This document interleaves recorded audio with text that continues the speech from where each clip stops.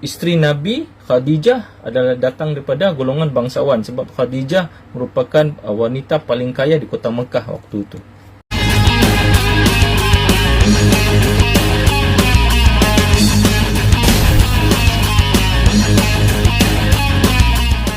Hai, selamat malam. Assalamualaikum. Selamat datang ke Tom Store.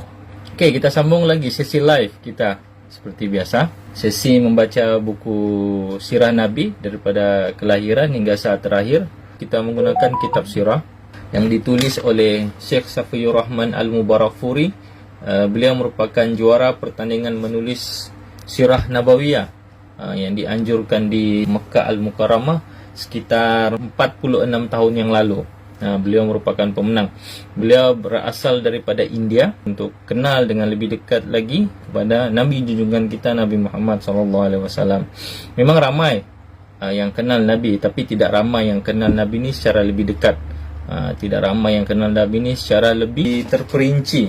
Macam mana latar belakang baginda, macam mana sifat baginda, macam mana bentuk badan, bentuk muka, rambut baginda, macam mana karakter perangai baginda, macam mana background baginda, macam mana latar belakang keluarga, latar belakang bangsa, latar belakang bahasa. Kalau kita mau belajar mencintai seseorang, mau belajar sayang seseorang tu, kita mesti kenal dia lebih dekat lah. Kita perlu kenal dia lebih dalam, barulah cinta tu datang. Jadi cinta ni bukan antara lelaki dan perempuan saja. Cinta ni ada macam-macam. Cinta sayang kepada ibu bapa, adik-beradik, anak-anak, isteri, kepada kawan-kawan, guru-guru, semua cinta lah. Jadi kita mau cuba membawa cinta ni. Malam ni kita sudah di episod yang ke-11. Kita di bab yang keempat, iaitu potret kehidupan masyarakat Arab Jahiliyah. 10 episod yang lalu kita banyak bercerita tentang macam mana situasi keadaan di semenanjung tanah Arab, macam mana situasi masyarakat Arab sebelum kedatangan Islam, macam mana situasi keadaan geografi, sejarah politik masyarakat Arab Jahiliyah ni sebelum kedatangan Islam. 10 episod sudah berlalu juga kita bercerita tentang macam mana perjalanan secara ringkas Nabi Ibrahim datang daripada Palestin ke kota Mekah membawa isteri baginda iaitu Hajar dan anak baginda iaitu Nabi Ismail alaihissalam. Jadi kalau kita tengok salah silsilah keturunan Nabi Muhammad ni berasal daripada keturunan susul galur Nabi Ibrahim dan Nabi Ismail. Perjalanan hidup insan agung, potret kehidupan masyarakat Arab Jahiliyah. Setelah membahas tentang politik dan agama-agama yang berkembang di semenanjung Arab, sekarang dibincangkan pula mengenai keadaan kemasyarakatan, ekonomi dan moral bangsa Arab. Aspek kemasyarakatan. Dalam masyarakat Arab, terdapat pelbagai status sosial yang sebahagiannya memiliki kebiasaan hidup yang berbeza dengan sebahagian yang lain. Dalam kelas bangsawan, hubungan seorang suami terhadap isteri lebih maju dan penghargaan terhadap isteri amat tinggi. Wanita bebas berkehendak dan pendapatnya sering ditunaikan. Kehormatan wanita begitu dijaga sehingga pedang tersedia terhunus dan darah tidak tertumpah kerananya. Jika seorang lelaki ingin mendapatkan ujian sebagai orang yang mempunyai kemuliaan dan kewibawaan tinggi di mata masyarakat Arab, dia mesti menjadi bahan bualan kaum Hawa bila-bila dan di mana saja. Bahkan seorang wanita dapat menghimpun pelbagai kabilah untuk melakukan perdamaian jika dia mahu. Sebaliknya, jika dia mahu pula, dia boleh menyalakan api permusuhan dan perperangan antara mereka. Namun begitu, masyarakat Arab sepakat bahawa status ketua keluarga dan pembuat keputusan dalam keluarga tetap berada pada kaum lelaki. Hubungan lelaki dan wanita diikat melalui pernikahan yang mesti mendapat persetujuan daripada wali perempuan. Dalam hal ini, wanita tidak boleh menentukan pilihannya sendiri. Seperti itulah pola kehidupan yang dijalani oleh kaum bangsawan. Sementara di kelas sosial yang lain, terjadi pelbagai macam hubungan lelaki dan wanita secara tidak sah. Tidak sanggup rasanya menjelaskannya secara terperinci. Cukup saya katakan bahawa terdapat terjadinya pelacuran, gangguan seksual, perzinaan dan pencabulan. Abu Daud meriwayatkan daripada Aisyah bahawa pernikahan pada zaman jahiliyah terjadi melalui 4 cara. Yang pertama, pernikahan sama seperti dilakukan oleh orang zaman sekarang. seorang lelaki mengajukan lamaran kepada lelaki yang menjadi wali wanita. Apabila lamarannya diterima, dia menyerahkan mas kawin lalu dilangsungkan perkawinan. Cara yang kedua, seorang lelaki berkata kepada istrinya tatkala telah suci daripada haid, "Temuilah si Polan, lalu mintalah dia untuk menyetubuhimu." Selepas itu, suaminya tidak akan bersetubuh dengan istrinya, bahkan tidak menyentuhnya sama sekali, hingga jelas terjadi kehamilan daripada persetubuhan dengan lelaki tadi. Kalau telah jelas terjadi kehamilan, barulah suami kembali kepada istrinya. Itu pun jika dia mahu. Mereka melakukan hal itu kerana ingin mendapatkan anak yang bijak. Pernikahan ini dinamakan nikah istibda. Kemudian yang ketiga, sekumpulan lelaki yang jumlahnya tidak sampai 10 orang bersama-sama menyetubui seorang perempuan. Jika perempuan itu hamil lalu bersalin, beberapa hari setelah kelahiran bayinya, dia mengundang mereka semua. Jika keadaannya telah menjadi seperti ini, tidak seorang pun daripada mereka yang boleh menghindari sehingga mereka semua memenuhi undangan tersebut. Perempuan itu berkata kepada mereka, "Kamu telah tahu apa yang terjadi kerana perbuatan kamu. Sekarang aku melahirkan seorang anak, bayi ini adalah anakmu." Dengan sesuka hatinya dia mengangkat sambil menyebut nama salah seorang daripada mereka. Maka bayi itu didakwa sebagai anak pada lelaki yang ditunjuk. Dan yang keempat, wanita ini sama sekali tidak pernah menolak sesiapa pun yang ingin menyetubuhinya. Wanita ini disebut pelacur. Dia memasang bendera khusus di hadapan pintu rumahnya sebagai tanda untuk para lelaki yang ingin melakukan hubungan seks dengannya. Apabila dia hamil dan bersalin, semua lelaki itu berkumpul lalu diadakan undian. Bayi tersebut akan menjadi anak kepada orang yang nama orang yang terkeluar dalam undian dan orang itu tidak dapat menolaknya. Setelah Nabi Muhammad SAW diutus oleh Allah menjadi Rasul, baginda menghapuskan semua bentuk pernikahan jahiliyah di atas, kecuali cara yang pertama, yang kemudiannya menjadi adat pernikahan Islam hingga sekarang. Jadi secara rumusannya kita mau paham di sini, orang Arab jahiliyah ni untuk berkahwin ni ada 4 cara.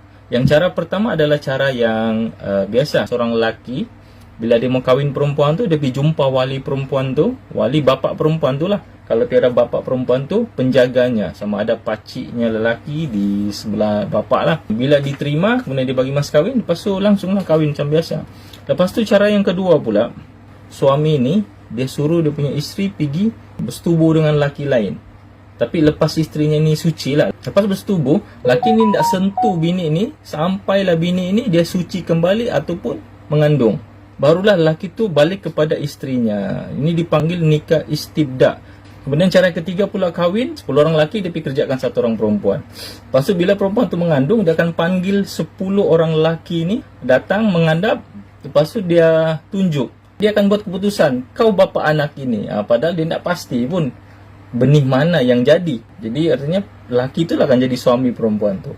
Kemudian cara yang keempat ialah perempuan dia akan simpan bendera di luar rumahnya. Jadi siapa-siapa lelaki yang mau sama dia, datang saja. Kalau sampai satu masa dia mengandung, dia akan panggil semua lelaki yang pernah sama-sama dia, cabut undi siapa jadi bapa kepada budaknya.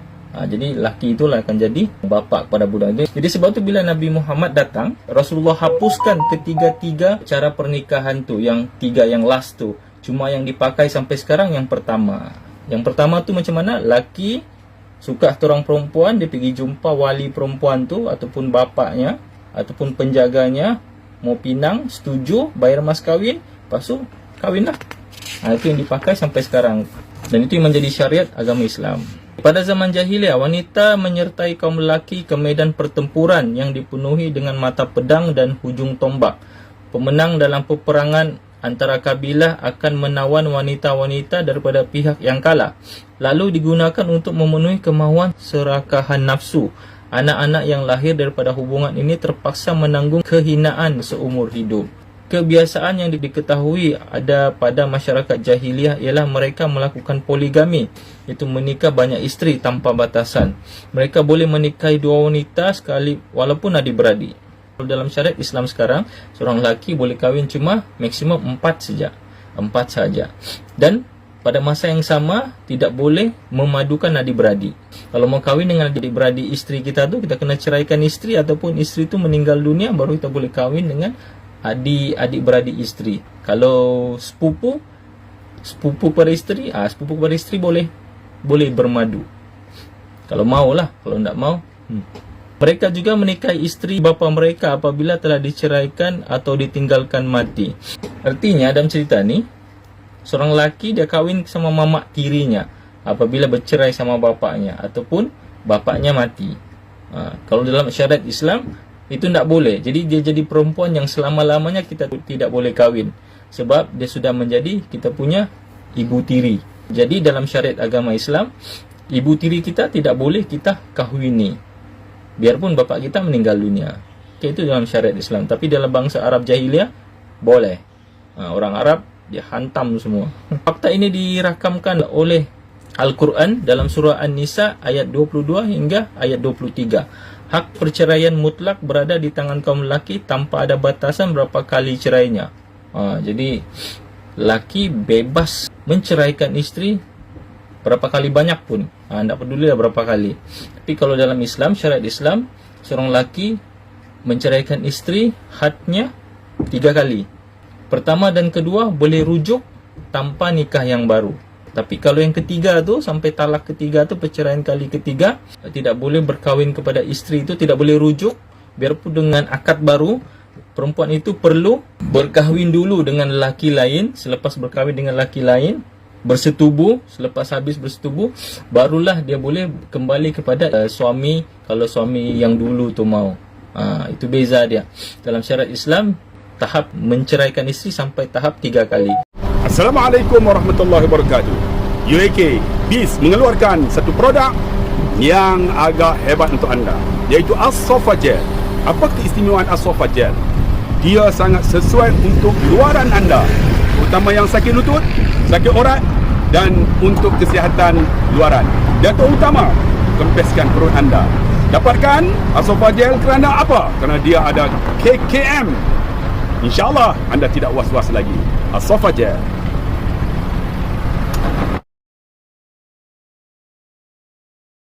Penting dia di sini bila kita belajar sirah Nabi, pada masa yang sama kita belajar sedikit tentang hukum syarak agama kita Islam ini.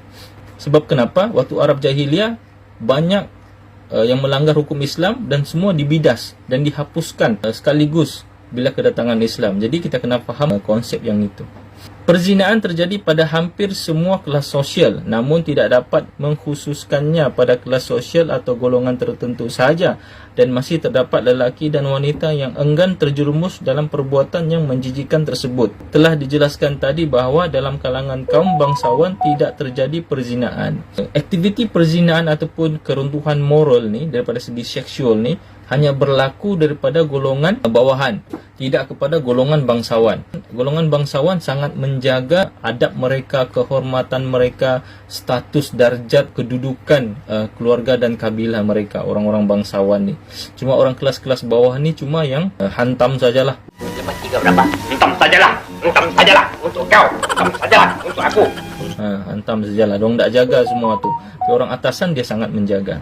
Dalam persoalan ini, wanita-wanita mereka jauh lebih baik keadaannya daripada wanita-wanita hamba. Memang yang mengalami kesengsaraan paling besar dalam hidup adalah hamba wanita. Kelihatan kebanyakan masyarakat Arab jahiliyah tidak memandang tindakan zina sebagai sebuah aib.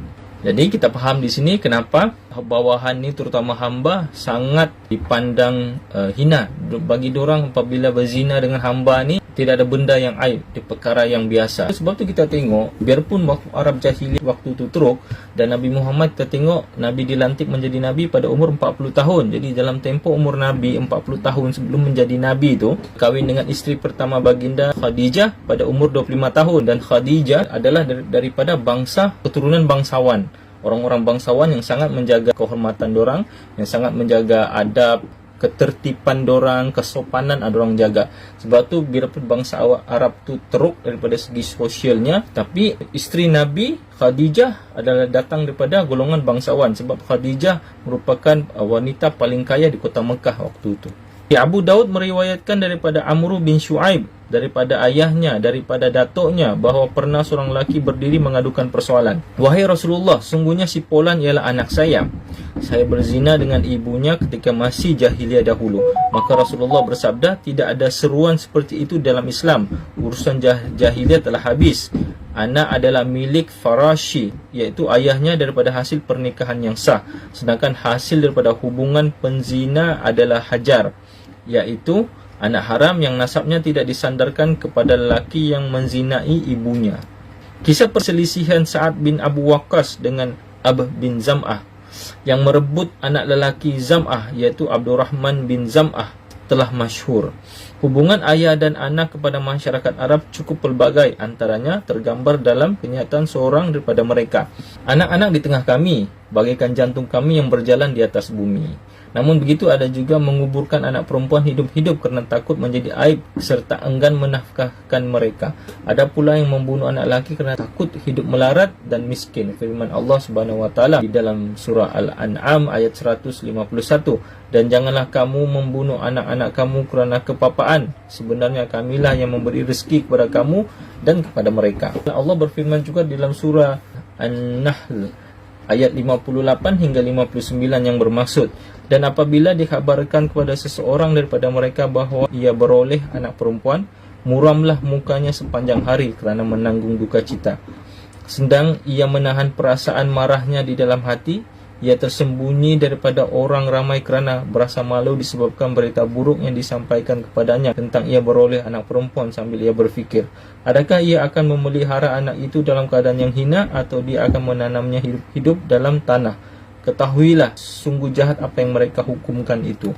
Kemudian Allah Subhanahu wa taala berfirman lagi dalam surah Al-Isra ayat ke-31 yang bermaksud, dan janganlah kamu membunuh anak-anak kamu kerana takut kepapaan, kamilah yang memberi rezeki kepada mereka dan kepada kamu. Namun begitu, pembunuhan terhadap anak lelaki tidak menjadi kebiasaan yang sering dilakukan kerana mereka sangat bergantung pada anak lelaki untuk membantu mereka berperang melawan musuh. Hubungan seorang lelaki dengan saudara lelaki, anak kepada bapa saudara dan kaum saudaranya sangat kukuh dan kuat. Hidup mereka didedikasikan sepenuhnya untuk fanatisme kekabilahan, bahkan mereka rela mati demi membelanya. Semangat kemasyarakatan yang khusus hanya dalam satu kabilah telah menjadi fenomena yang merata dalam kalangan orang Arab. Hal itu menjadi semakin bertambah ligat dengan adanya fanatisme kekabilahan tadi. Undang-undang dalam masyarakat dibangunkan atas asas fanatisme perkauman dan pertalian kekeluargaan. Jadi kita faham di sini bahawa orang Arab ni rasa malu apabila dapat anak perempuan. Jadi orang fikir sama ada diorang mau kasih besar anak perempuan tu dalam keadaan terhina ataupun tanam anak perempuan tu hidup-hidup. Ada juga kalangan bangsa Arab ni pula yang menanam anak lelaki, tapi golongan mereka terlampau sedikit. Sebab bagi mereka anak lelaki adalah satu kebanggaan, sebab anak lelaki menjadi pewaris mereka dan membantu mereka dalam peperangan. Kalau kita mau faham, orang Arab ni adalah bangsa yang suka perang. Satu, suka perang. Yang kedua, fanatisme kepada perkauman, iaitu fanatik dengan suku bangsanya sendiri. Sebab tu bila ada suku bangsa lain, sama-sama orang Arab, cuma dia ada beza suku-suku saja.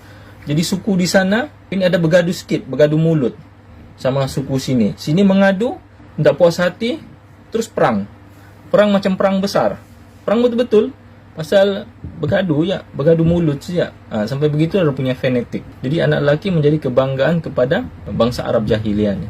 Masyarakat jahiliah menjalani kehidupan dengan berpandukan pada pepatah mereka yang terkenal. Tolonglah saudaramu apabila dia melakukan kezaliman ataupun dizalimi, dengan makna zahir.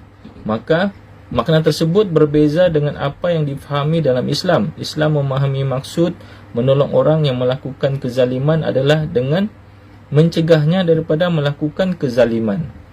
Sekuat manapun pengaruh pepatah tersebut, persaingan dalam merebut pemerintahan dan tempat yang terpandang seringkali mengakibatkan terjadi perang antara kabilah-kabilah yang berasal daripada seorang ayah. Perkara ini dapat kita lihat pada pertikaian panjang antara Aus dan Khazraj, Abs dan Zibyan, Bakar dan Tughlab serta yang lainnya. Hubungan antara kabilah-kabilah daripada suku-suku yang berbeza terputus sepenuhnya, tidak ada ikatan sama sekali. Keseluruhan kekuatan mereka dihabiskan untuk pelbagai peperangan. Hanya rasa takut untuk melanggar tradisi atau adat istiadat yang telah bercampur dengan agama dan keyakinan khurafat yang dapat mengurangi bara api peperangan. Dalam situasi tertentu, faktor-faktor seperti kesetiaan, kesepakatan antara satu kabilah dengan kabilah lain merupakan pendorong kuat untuk mempersatukan kabilah-kabilah yang pelbagai. Bulan-bulan haram adalah rahmat bagi bangsa Arab kerana hidup mereka lebih tenang dan rezeki mereka bertambah. Secara kasar, kehidupan bermasyarakat bangsa Arab berada pada titik kelemahan dan kebutaan. Kebodohan menjadi sangat jelas pada mereka. Keyakinan khurafat mempengaruhi cara berfikir mereka serta menjadi acuan kuat dalam mengambil keputusan. Manusia hidup berbagaikan binatang ternakan. Kaum wanita dijual beli dan diperlakukan seoleh-oleh seperti benda mati yang tidak mempunyai hati dan perasaan. Ikatan antara kabilah jelas sekali amat lemah. Matlamat terbesar pemerintah adalah menimbun kekayaan dengan cara merampas harta rakyat serta berperang dengan orang yang menentangnya. Jadi kesimpulannya di sini, orang Arab adalah bangsa yang kuat, hidup bersuku, berkabilah. Lepas tu ikatan antara kabilah ni langsung tiada. Bila langsung tiada, diorang cuma hidup ni dari tahun ke tahun, generasi ke generasi cuma untuk kumpul harta, bina kekayaan, kasih kuat dia punya kabilah, mau dipandang mulia dan hidup dengan masyhur. Sebab tu kita tengok setiap kabilah-kabilah ni sangat mementingkan anak lelaki. Sebab anak lelaki ni yang akan masuk dalam peperangan. Sebab tu bila ada anak lelaki betul-betul ditrain untuk berperang. Dia ajar naik kuda, dia ajar menggunakan pedang, dia ajar memanah, dia ajar ilmu hutan, dia ajar ilmu macam-macam lagi lah dia ajar supaya menjadi seorang pahlawan yang hebat. Jadi disebabkan oleh sifat yang suka berperang ni, jadi kita dah heran lah orang Arab ni biarpun dia hidup di kawasan padang pasir yang luas, tapi mereka bukanlah orang-orang bangsa yang lemah. Mereka adalah bangsa yang memang biasa berperang. Sebab tu apabila Rasulullah hadir, Rasulullah membentuk kerajaan Islam pertama yang ada di Madinah tu, semua orang-orang yang masuk Islam bukannya orang yang asing daripada dunia peperangan, memang orang-orang yang sudah biasa dengan dunia peperangan. Terutamanya komandan yang paling hebat sekali, beliau disebut sebagai Saifullah, iaitu pedang Allah yang terhunus, iaitu Khalid bin Al-Walid. Jadi Khalid bin Al-Walid ni dia punya bangsa tu, dia punya suku ataupun kabilah tu, bapaknya tu Al-Walid Al-Mughirah tu, suku diorang ni adalah suku yang mempunyai kelengkapan peperangan yang paling lengkap dan paling canggih ketika itu. Jadi lepas tu diorang punya ketenteraan juga yang paling ramai dan paling kuat. Sebab tu kalau kita tengok Khalid Al-Walid ni bila dia lahir sejak, memang darah tu memang darah perang lah. Jadi kalau kita tengok apa antara kata-kata Khalid Al-Walid yang paling masyhur ialah, kalau aku diberikan pilihan untuk berada di medan peperangan dalam keadaan suasana malam yang sejuk, dan diberi pilihan pula untuk berada bersama seorang wanita yang baru dikahwini di dalam bilik yang selesa dan tenang, aku lebih rela untuk berada di medan perang. Beliau ni betul-betul lahir sebagai seorang darah pahlawan.